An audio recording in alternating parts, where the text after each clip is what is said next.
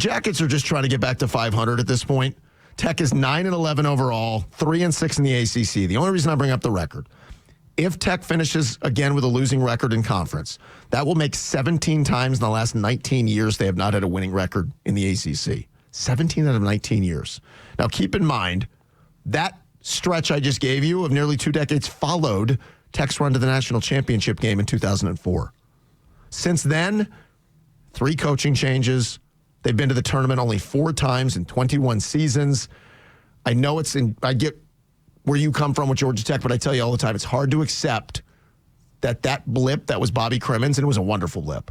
But it was about a 10 or 11-year stretch where Bobby recruited his tail off and built Georgia Tech into a national power. That's never coming back. They had a little bit of it with Paul Hewitt. They couldn't sustain it. And since then, Brian Gregory and Josh Pastner and now Damon Stoudemire, it's not coming back. You just hope they can be somewhat relevant. They'll never be that again. Sometimes, again, this can only come from age and passing of decades, is that you realize the bigger picture, it was a blip. It wasn't that Georgia Tech's this big basketball power. It's that for about a decade they were. That was the exception, and they're back to what they were, and occasional pain, but not a whole lot more than that. Jay Batt's been aggressive as hell. He got it right with football, I believe. I mean, Tech is back and fighting, and they're a lot better product, but a lot of pride and a lot of attitude and all that with the football team. I can't say he got it wrong with hoops. I'm saying I don't see a lot that suggests they got it right.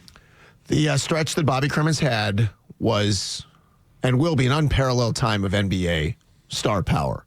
That I don't even know that he thought Mark Price would be an NBA-level player when he got him from Oklahoma, and that added John Sally, and then from there it would be Dennis Scott and Brian Oliver and Kenny Anderson and Travis Best and James Forrest, would go on and on. Georgia Tech doesn't swim in those waters, and I don't know if they ever will. And Damon, the idea behind Damon made some sense. Bring in a youngish, NBA ties to him coach who was just with the Celtics, and he's recruiting okay, but you got to recruit better than just okay. And in some cases, he's recruited real well. It's not enough at Georgia Tech. You need NBA top 15 type player to turn this thing around. Bobby got to Tech, and he immediately started recruiting one big, giant, like Chicago or New York or New Jersey player, one giant, huge recruit, and he got him every year. The first year he got John Sally. Mark Price was the other guy. And so those two came in together, and then after that, it was Bruce Dalrymple, Dwayne Farrell, Tom Hammonds. Like every single year, he had that thing rolling.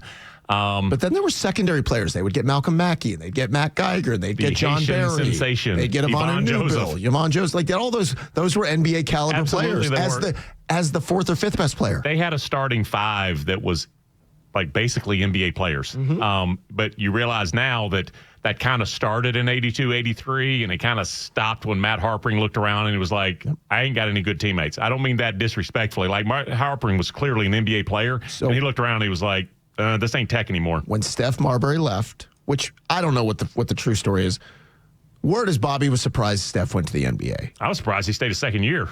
Well, no, he left after his freshman year. I was thinking Kenny. I was thinking Kenny. Kenny left after his sophomore year. So I think Bobby thought the same thing with Steph, and Steph left, and then it was Kevin Morris.